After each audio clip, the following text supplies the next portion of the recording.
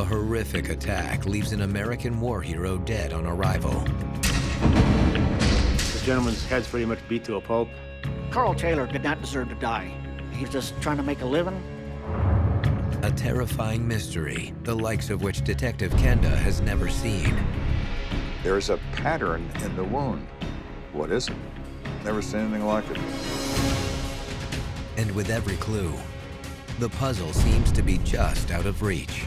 We go from being excited to being grossly disappointed. As the pressure mounts, Kenda turns to an unlikely source. But will his gamble pay off before time runs out?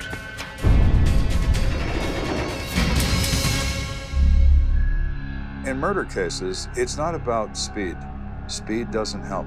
A murder case is a spinning top on a table. It's perfectly balanced and it's spinning beautifully. Put pressure on the wrong place, it goes off the table, and you never get it back. There's one thing that never changes: murder. A life has been taken. Their stories are now my stories. I'm Lieutenant Joe Kenda. I've solved nearly 400 homicides. Somebody has to take control. Somebody has to look out for the victim. I never know where a case is going to lead, but I'll never stop until it's solved.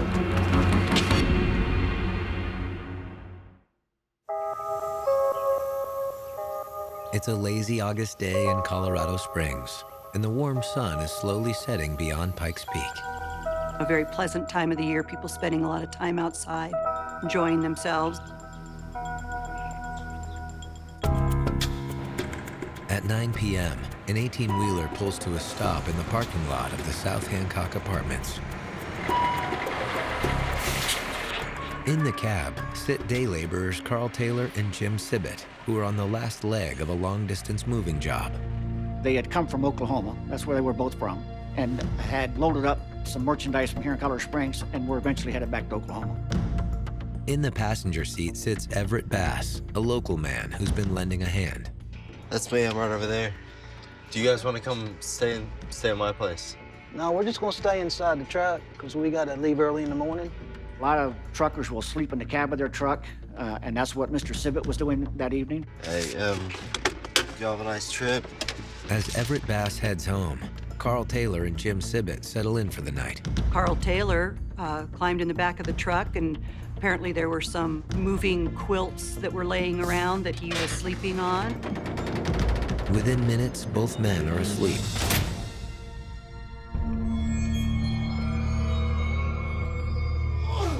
But around 1 a.m., Jim Sibbett is jolted awake. Mr. Sibbett said that during the night he heard a commotion, he heard the noise. Jim steps out of the cab and makes his way to the back of the truck.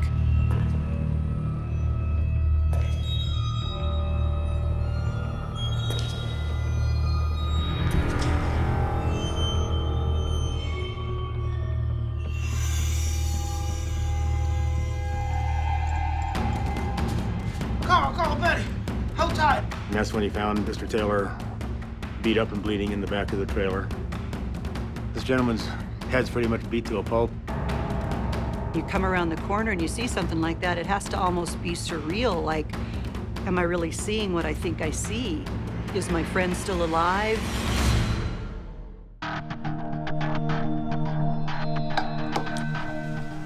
Across town, Detective Joe Kenda is buried in a pile of paperwork. I was working a night shift that we called the cocktail shift from 6 p.m. to 2 a.m., the hours when the bars get busy. Go for Kenda. 1:20 in the morning, I get a radio call that there's been a possible homicide on an apartment complex in the southeast part of the city. Kenda is hardly surprised by the location of the call.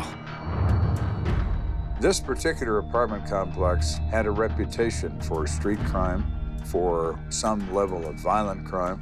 Robberies were not uncommon in that area. 10-4, I'll be right there. And with that, Kenda is heading to the crime scene.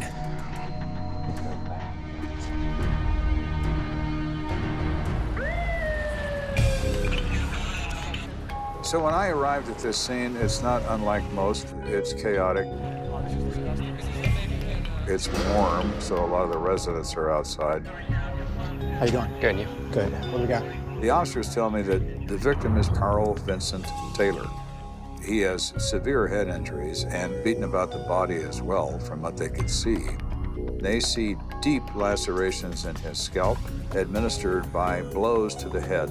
They removed him in an ambulance and took him to a hospital. He was pronounced dead on arrival. Kenda hopes an autopsy will uncover more details about the murder weapon. In the meantime, he turns his attention to the evidence at hand. So what have you found? Well, it seems like as they were fleeing, they dropped this cardboard box and a wad of cash. Did you find a murder weapon? No, sir, not yet. Kenda takes a closer look at the pile of bills. It's all bloodstained.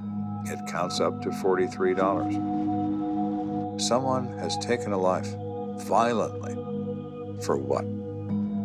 $43? Well, no, they seem to have forgotten that.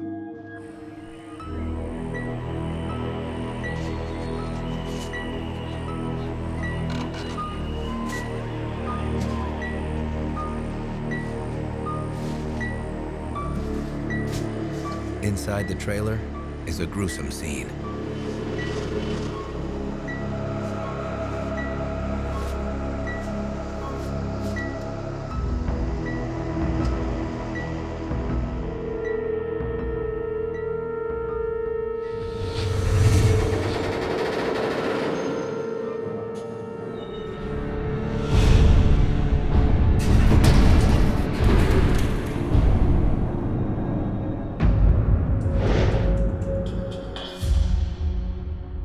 There's blood on the roof of the trailer, on the walls of the trailer. There's cast-off blood from an instrument being thrown around the truck because of repeated blows on our victim. The cast-off blood confirms the ferocity of the attack. The victim was struck repeatedly with some sort of blunt instrument. And the disarray inside the trailer suggests a heated struggle took place. So the question becomes, who could be responsible for this? Well, who's here? Kenda turns his attention to the crowd of onlookers. Well, Mr. Sibbett is here, so we start talking to him. How you doing? I'm Detective Kenda. Hey, detective. I see you the victim's partner? Yeah, How long you guys worked together? long time, long time. Sibbett says that he and Carl have worked together for years, that Carl is his helper. Carl's a very good worker. He has no bad personal habits. He doesn't use drugs. He doesn't cause any problems. He doesn't create issues for anybody. Carl Taylor was a 47-year-old man from Oklahoma, Lawton, Oklahoma. Our family was four, mother and dad, and Carl and I. We were pretty close-knit. We were so far away from any neighbors that we kind of looked at one another as the whole rest of the world. After graduating high school, Carl enlisted in the Air Force and fought in the Korean War. He felt that other people are fighting this war, and it's my individual responsibility to do it, to fight also.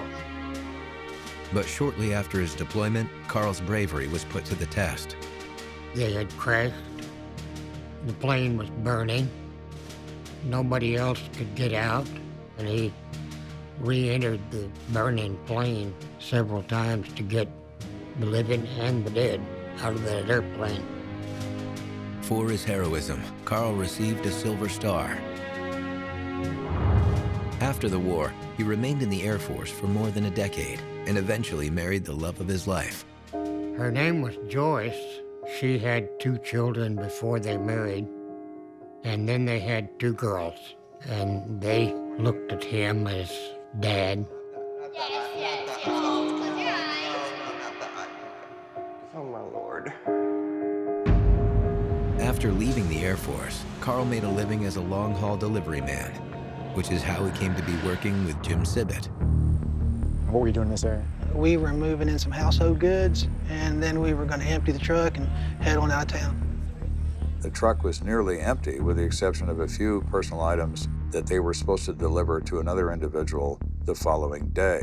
Did you happen to come across anyone while you were here that might have gotten a confrontation with him? You know, someone who didn't like him, might want to see him hurt? No, he was with me all day long. We did hire a local boy, Everett Bass. He's right down there. And that's him right there? Yeah. Okay, thank you for the help. Okay. Officer? Sir. Could you have him step up here for me? Yes, sir. You'll come right over this way. How you doing? I'm Detective Kenda. You were working with these guys yesterday? Yeah. He reports that he was around these guys, helping them load, unload the truck during the day. Did you happen to see Carl get in any kind of argument or confrontation with anybody? Yeah. Who was that? To Kenda's surprise, Everett nods his head and points across the crime scene to Jim Sibbett. Hey, Carl, be more careful. Calm down. Hey, man, I'm gonna knock out of it if you don't start listening to what I say. He noticed that Sibbett and Taylor argued the entire day, back and forth, sometimes quite loudly. He had dropped some of the boxes. This angered Jim, and Jim, had some words with Carl. Well, that's interesting. You're in a dispute with this man, and right now, that same person has been beaten to death in the back of your truck.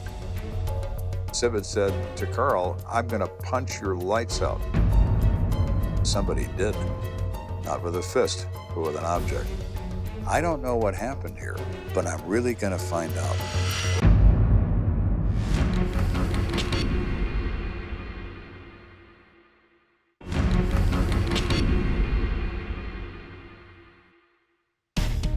We're investigating the murder of Carl Taylor, who was found beaten to death in the back of a truck. He'd recently been arguing with his employer, Jim Sibbett.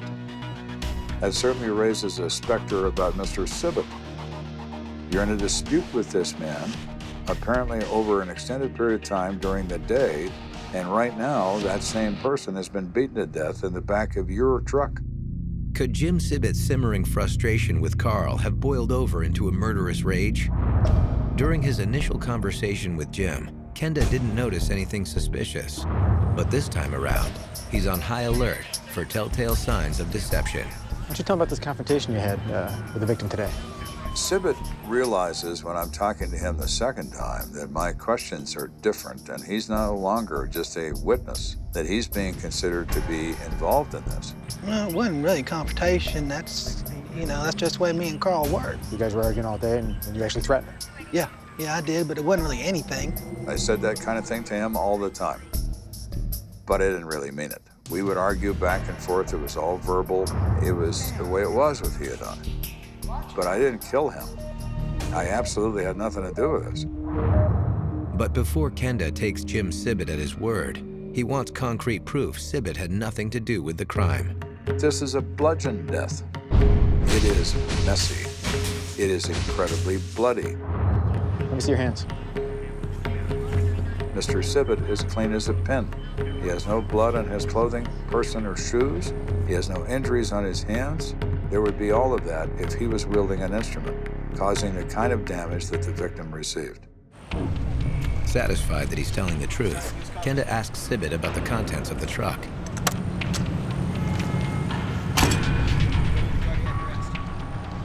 So is there anything missing? A box of Christmas tree ornaments. Is there anything of value in the box? No, not really. How much money did you pay Carl? $43.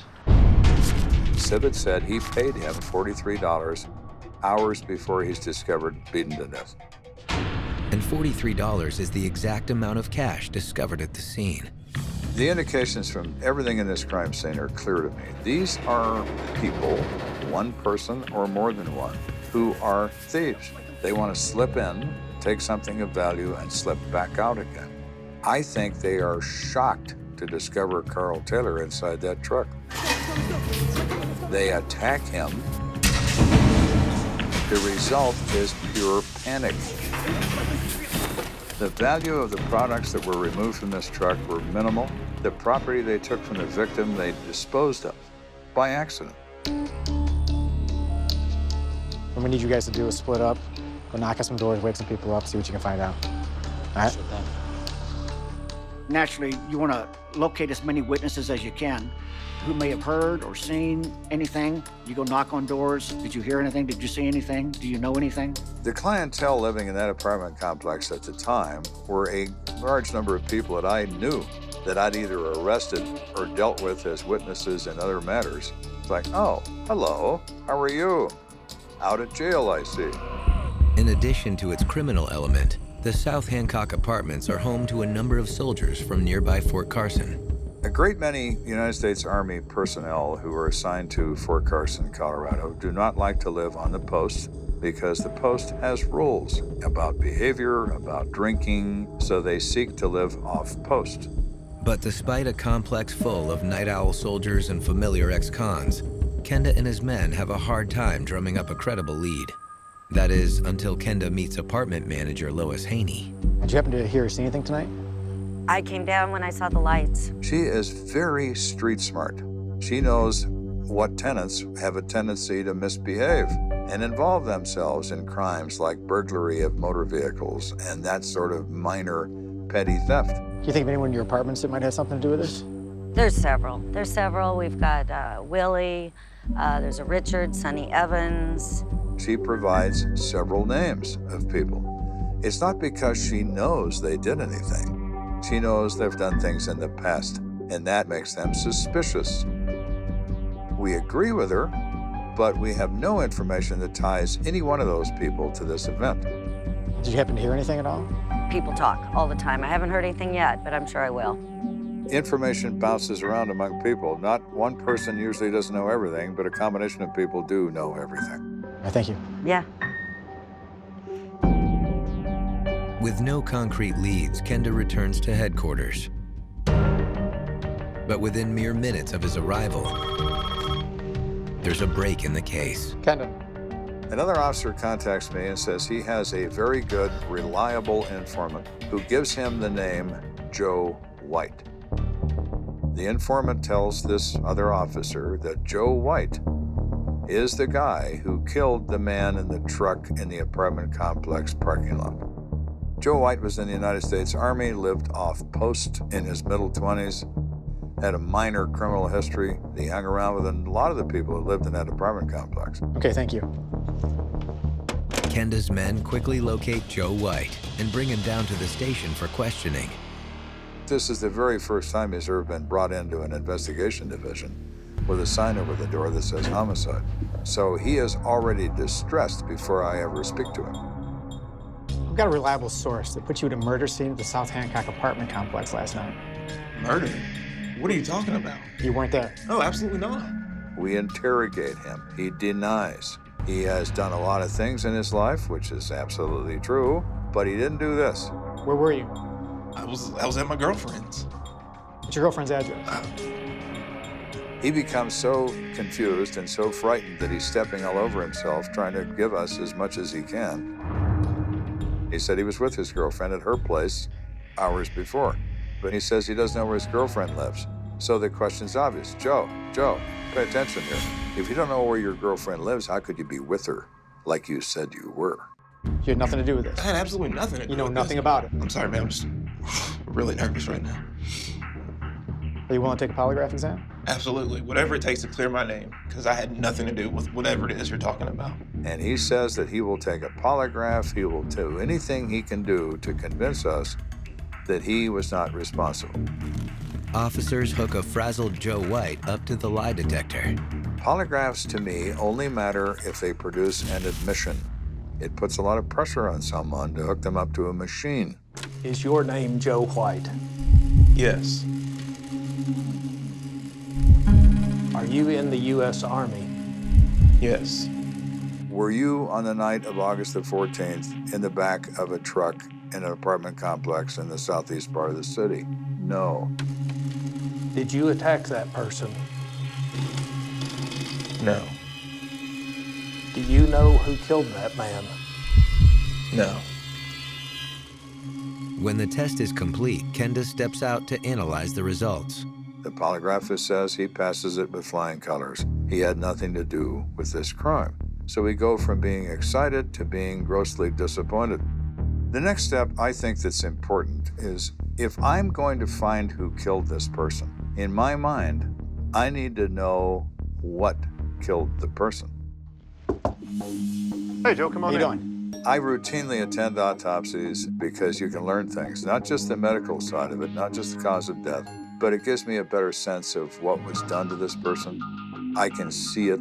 I'm a visual person. I want to see the damage. I want to see the level of ferocity. I want to get some drift of who I'm going up against here. And that's going to tell you that when you see the victim's body. The first time I ever saw someone dead, I'd been a policeman for about 20 minutes.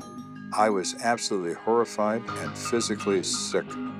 10 years later, I would be bringing donuts to autopsies. You become accustomed to it. It's a sad thing. As a human being, you shouldn't become accustomed to those things. But when you're exposed day in, day out, night in, night out, you do. You become hardened to it. You still feel the pain of the victim, but you are hardened to the physical results. You have a cause of death yet? Cause of death, lacerated liver. However, the coroner mentions that even though the lacerated liver is technically the cause of death, the head injuries would have also been fatal. This gentleman died of multiple blunt force injuries. He had injuries to the head with the scalp lacerations. He also had injuries to the abdomen. There was a lot of blood in his abdominal cavity, about 2.5 liters. 2.5 liters is about half the total amount of blood that an adult male has in their entire body. But Kenda still needs more information about the murder weapon. Do you see the ridges on this? Very symmetrical and even. If you can identify a particular item as the weapon used to commit this crime, and as you develop your case, you find a suspect or an individual who happens to own such an item, then that becomes really interesting. Is it possible I could take some one-to-one photographs? Yeah, the camera's right behind you.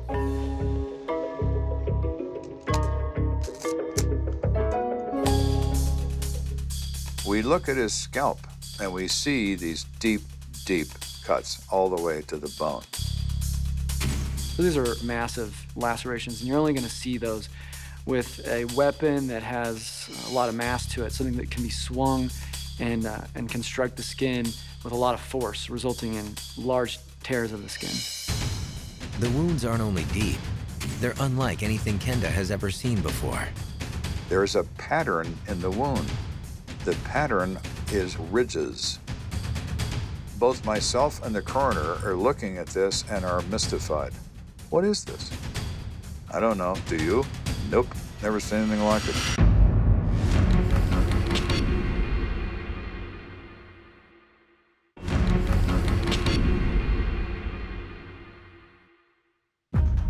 We are investigating the death of Carl Taylor, a 47-year-old man who was beaten to death in the rear of a tractor trailer. Something that always struck me in every homicide is the sadness of it all and the uselessness of it all. Someone has taken a life violently. For what? $43? A box of Christmas ornaments? We're gonna kill for that?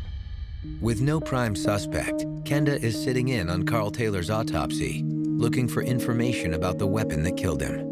If the implement is unique, you can get what we call pattern lacerations, and pattern lacerations will give you almost an exact appearance of what that implement's going to look like, and that's what we had in this case. The ridges have exact measurements between each one, and they are measured in millimeters. What that instantly tells me is this object, whatever it is man-made. It is engineered.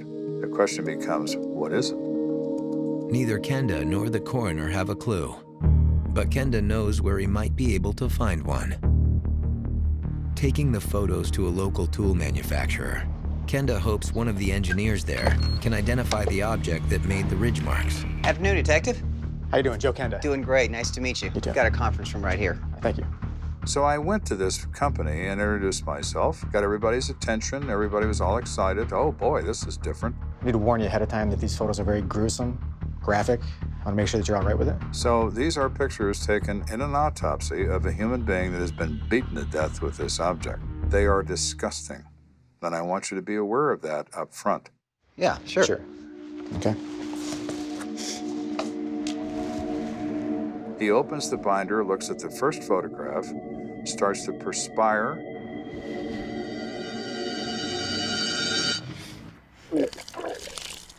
Throws up in a trash can. I look at him and I say, well, then I guess there is a problem, eh? Everyone thinks that they're gonna know what that looks like, and they don't have a clue what it looks like until they see it. It's not the movies, it's not television, it's real.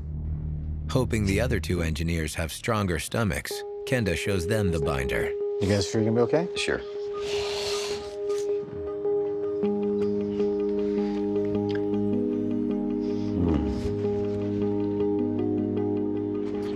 looks like Jamie, don't you? Sure.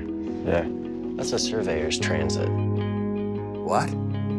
It's the leg from a surveyor's transit post. What exactly is that? It's the pole they use to do the surveying. And I'm thinking, who's going to have one of those in their pocket in a bad neighborhood at 1 o'clock in the morning? I don't think I'm looking for Mason and Dixon. That's not it. Given the circumstances of the crime scene, it's kind of unlikely. Kenda insists there's got to be other possibilities and asks the engineers to do some further research. Is it possible I leave these photos with you, go over them a little more, see if you can absolutely. anything else that it might be? Sure, Detective. Great, thank you. Thank you. I'll leave these photos with you. And call me when you have a list that includes something besides a surveyor's transit post leg. The next day, Kenda gets that call from the engineers. It's like too specific. I know. Or something. Yeah. Gentlemen. Ah, Detective. They say the number one thing remains the surveyor's transit leg post thing, which I just can't see as being possible. Did you come up with anything else? A surveyor's tripod. The second item is another surveyor's instrument, just as odd and just as unusual as item one. How about anything other than surveyor's instruments? We think that a General Motors bumper jack from 1972 would have done the same thing. Bingo. Yeah. Item 3 lights up to me. A bumper jack from a 1972 General Motors product. A bumper jack is a device that goes underneath the bumper of a car that you can cause the car to lift by operating this bumper jack that grabs a hold of the bumper of the car and raises the body as you drive it forward with the handle on the bumper jack assembly. People are going to have one of those at 1 o'clock in the morning. And in 1972, all General Motors vehicles used the exact same bumper jack. All right, well, thank you very much. I appreciate the help. Now I'm not just looking for someone, I'm looking for someone that owns or has access to a 1972 General Motors product. That is huge, in my opinion. I'm feeling pretty confident now that I'm getting somewhere in this case. Another break comes shortly after Kenda returns to the station. It's Kenda. This is Lois Haney. I'm at the South Hancock Apartments. Yeah, Lois. Do you have something for me? There's a lot of talk around here that this guy, Phil Brown. She says that she has information that she has obtained from other people in the complex that Phil Brown is involved in this crime. Phil Brown is known to us. He's known to us by his street name, which is Gookie. Thank you. Within the hour, Kenda is face to face with Phil Brown.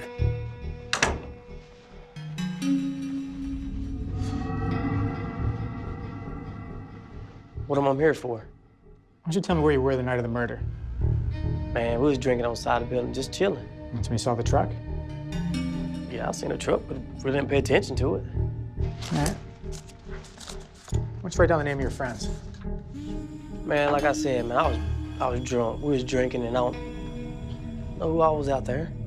We talked to him. He is nervous, he is evasive, but he is also a criminal. So the fact that he's those things is not necessarily alarming. So you're in the parking lot at your own apartment complex, drinking wine with your friends, but you're gonna tell me you don't know the names of your friends? Yeah, I know their names, but why I gotta write them down? You know Sonny, Harold Evans? Yeah, I know Sonny. He knows Sonny Evans. We know Sonny is Harold Evans. Sonny is his street name. Well, that's interesting. Like Phil Brown, Sonny Evans is a known criminal. Did you and Sonny decide to go in that truck? Man, no, I was home. I went home and to sleep. You didn't have anything to do with it? Nothing. With no charges on which to hold him, Kenda is ready to cut Brown loose. But before he does, he has one last question. What kind of car do you drive? 67 Volkswagen. Kenda doesn't get the answer he's hoping for. You're free to go. But something tells him he's one step closer to solving his case.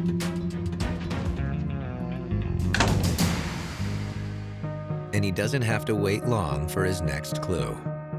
Go for Kenda. I've got a guy here who wants to talk to you about a murder charge. What's he need to talk to me about? Yeah, the Taylor murder, he's wanting to make some kind of deal. Why do you have him? I've arrested him for burglary. The burglary suspect wants to use information about Carl Taylor's murder as a bargaining chip. Informants in general are a delicate matter for the police to deal with. Informants are criminals. That's why they're informants. Everybody they know is a criminal. So you have to take a lot of what they tell you with a grain of salt. But they are a necessary evil in the police investigation world.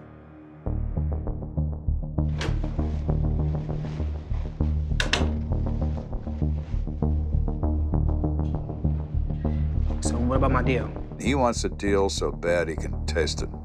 He has an extensive criminal history, and he knows he's going to go to prison.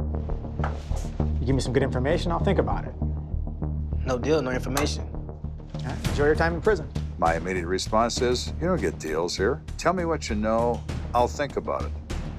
Well, I'm not going to do that. Fine, goodbye. Go to prison. Have a nice life. Hold on, wait. You got something for me? I think I may know who robbed the truck. We believe we have in our hands an informant that knows the details of this crime. A person in his position, this burglar, he's desperate. So I'm going to beat him up psychologically and find out what he knows.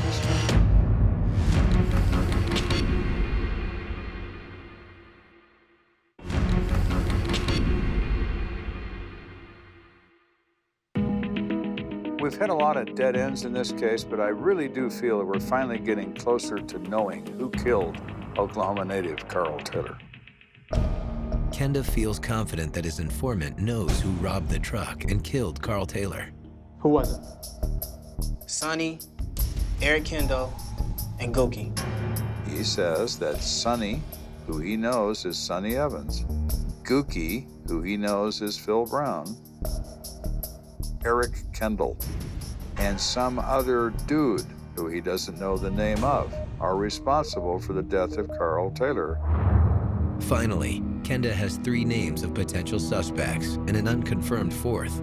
These are all people who live in the complex. They're all people with criminal records. They all have a history of burglary of motor vehicles in their past. Well, they were all 4 together, and they were just coming up with a plan to rob the truck.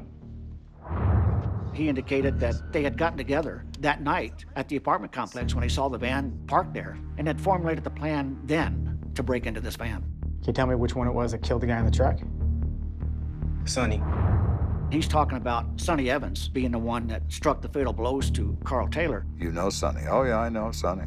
He's also a young black male in his early 20s. What kind of car does Sonny drive? A Cadillac. You know the year? Like a 71, 72. That was a lightning bolt. This guy does know what he's talking about. We're doing extremely well. Thank you for the information. Hey, hold on. Am I still getting a deal? What about my deal? No. Damn! Can I get my deal now? No. With a quartet of potential suspects in his sights, Kenda sets off in search of the murder weapon. We need physical evidence now that's going to tell us whether or not these are the right players in this case. Sonny Evans does, in fact, own a 1972 Cadillac. I take that information, I write a search warrant. You Sonny Evans? Yeah, I'm Sonny. I'm Lieutenant Joe Kenda. I'm investigating the murder of Carl Taylor.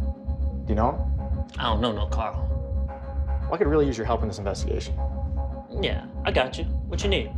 I need to look in the trunk of your car. You're not looking in the car. So you're not going to help me that much, huh, Sonny? Well, it's okay. I've got a warrant. I'm taking your car right now. Hey, man. Hey, you ain't gonna take my car. Hey. So you need to get back. Ah, man, you about to take my car. Lieutenant Kenda, back, dispatch. sir. No.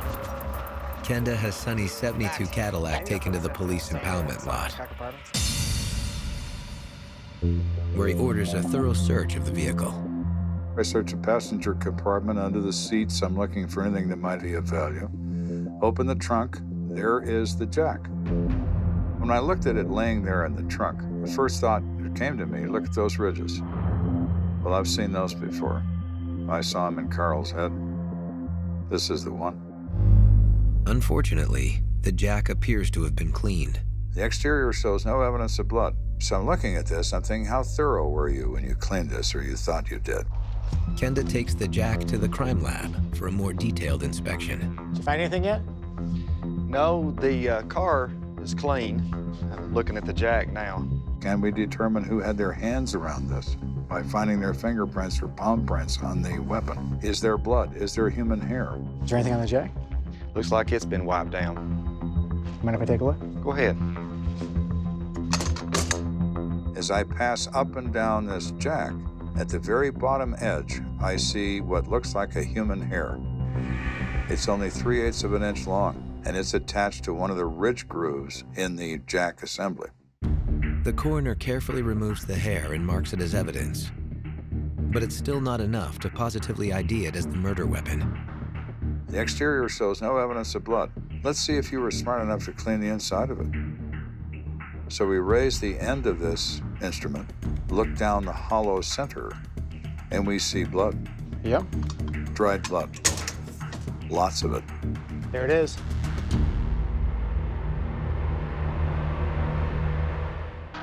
It's obviously the murder weapon, but it says nothing about who had it in their hands. We can't prove Sonny did. We have an informant that says he did, so ultimately this is third hand.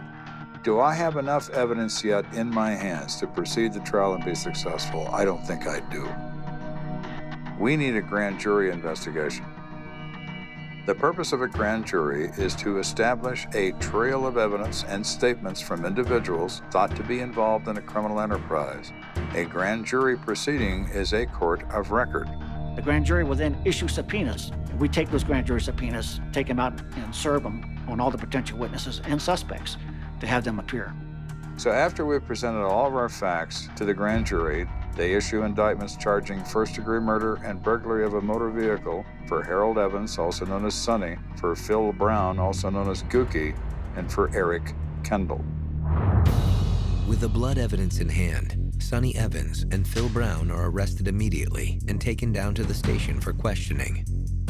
But Kenda's team discovers that their third suspect, Eric Kendall, has fled to Philadelphia. We request the Philadelphia Police Department Homicide Unit find Eric Kendall.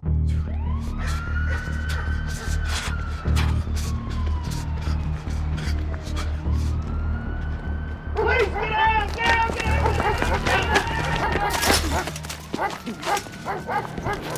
After being apprehended on the streets of North Philly, Eric Kendall is then extradited back to Colorado Springs, where he faces further questioning. Eric Kendall decided, I don't know what everybody's saying in Colorado Springs, so I better tell my side of the story and tell the truth.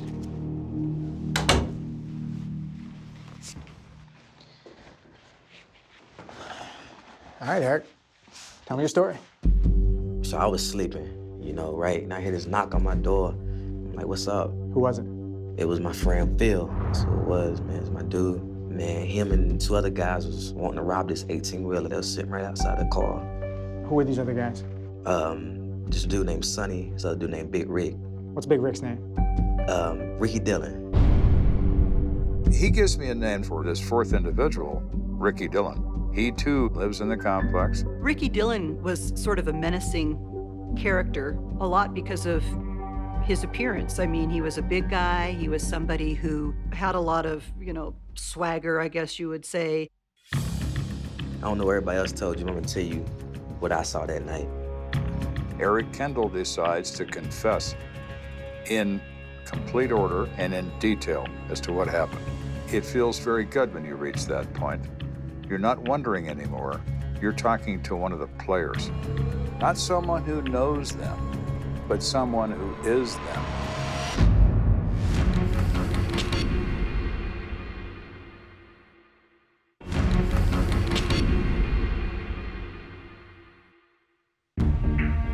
Detective Joe Kenda is investigating the murder of Carl Taylor, bludgeoned to death in the back of a semi-truck. Now one of the suspects is about to tell Kenda how the murder went down. I don't know what everybody else told you. I'm gonna tell you what I saw that night. Eric Kendall decides to confess in complete order and in detail as to what happened. So I was sleeping. Phil came knocking on the door. What's up, bro? Hey, man, look here. What's up? We thinking about hitting this truck out back. Phil told him that there was a truck parked outside, and he and a couple other guys were thinking of breaking into it. Phil and Eric met up with the other two suspects to plot the burglary. Chilling like a villain. Hey, what's up, man? What's up? What's up? We think it's maybe something nice in there, maybe some rims or something. How nice you think, man? Well, it's a big truck. Maybe there's stereo equipment. Maybe there's something of value in here. We got to figure out a way to get in it, because we know it's locked. They assume that naturally the truck's going to be locked. How are they going to get into there? So he says Ricky Dillon goes to Sonny's car and gets the bumper jack out of the trunk. The four men cautiously approached the back of the moving truck. When they got there, they found out that it was basically unlocked and easily accessible. When they opened the door on the van, Ricky Dillon's actually the one that went inside. And they heard some kind of movement, some rustling. And to their surprise, the victim rolled off his blankets and stood up and said words to the effect, "What the hell are you doing?" And Kendall says that Big Rick attacked the victim, in his words, like a crazy man. Ricky's reaction is not to drop the jack handle and run. Ricky's reaction is to attack this guy. Why would he do that? Fear of identification? Fear of arrest? Fear of the individual? Who knows? Shortly after that, all he hears is moaning. Ricky hands out a box and says, "Take this." So he gets one box and Sonny Evans gets a box. They take it over to Sonny's car. And then somebody yelled, "There's a man coming." Carl's boss, Jim Sibbett, had been woken up by the commotion in the trailer. He stepped out of the cab to check things out. But the four thieves managed to escape before Jim laid eyes on them. Their plan was to just steal something out of the truck or just see what's in there. And it just went wrong from the minute they opened the door.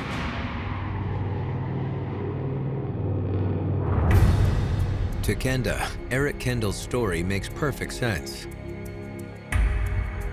And with his signed confession in tow, Kenda has only one more loose end to tie up, putting the collar on Big Rick Dillon. We put the word out on the street that we're looking for him, and we get lots of information. A lot of people don't like him.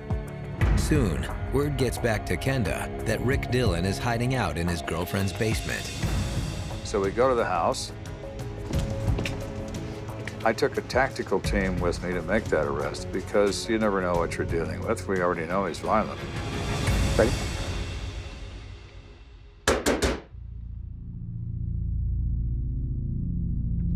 Police, is Ricky Dillon here? No, he's not. If you're lying, you're going to jail too. He's not here. We got a warrant. Step aside. All right, Duffy, you stay with her. Sit down. Clear the house.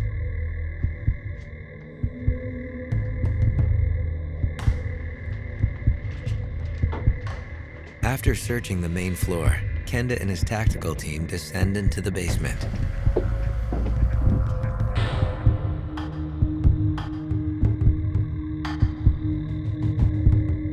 So one of the officers who's on the tactical team has a 12-gauge pump shotgun. On the street, the sound of an operating slide and a shotgun being racked is easily identifiable as to what it is. Hear what that was, Ricky? I'm coming. Don't shoot. Your hand on the ground.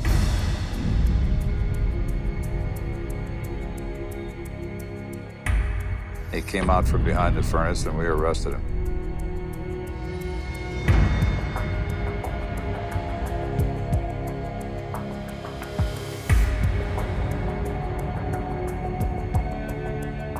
We took him into the police department, advised him of his rights, and he invoked, "I want a lawyer." Okay. So we never got a statement from him. Eric Kendall, Phil Brown, and Sonny Evans agreed to plead guilty to first-degree burglary and testify in the trial against Ricky Dillon. The three of them were sentenced to 5 to 7 years in the state penitentiary. Ricky Dillon was convicted of the first-degree murder. For the murder of Carl Taylor, Big Rick receives a life sentence in the big house. But even with justice served, it's hard to imagine a worse fate for a decorated veteran like Taylor. I always felt and still feel sorry for Carl Taylor. What did that guy do to deserve that kind of end of his life? Nothing. All he was trying to do was go to sleep. What he got for his trouble was a violent end. They got away with, what, one box of supposed Christmas decorations? Why would you do something like that? It could be learned. Not be so greedy that you have to kill somebody to get the really unimportant things that you're after. This was brutality without a purpose. If you hated the victim for a long list of reasons, you at least would have some explanation to offer for the level of violence. In this case, the victim is presented seconds before he meets an incredibly violent death at the hands of someone who doesn't even know his name. What more of a waste could there be than that?